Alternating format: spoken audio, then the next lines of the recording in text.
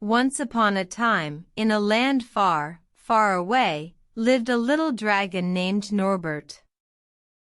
Norbert was not like the other dragons. He was small, with scales that shimmered like the stars in the night sky. He lived in a cozy cave, at the end of a winding, green path, hidden from the world. One day, Norbert decided he wanted to make friends with the other dragons.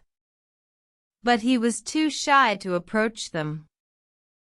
He spent days learning about them from afar, watching their games and their laughter from the safety of his cave.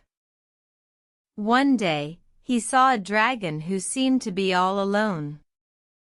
Her scales were as dark as the night, and her wings were broken. Norbert felt a pang in his heart.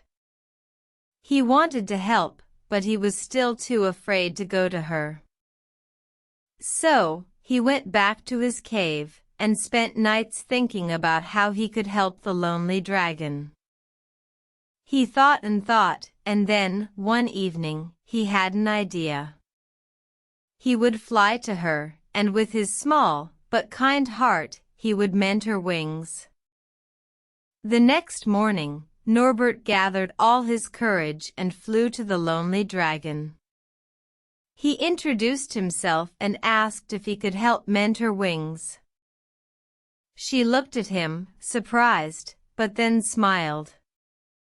"Yes," she said, "I have been waiting for someone to help me."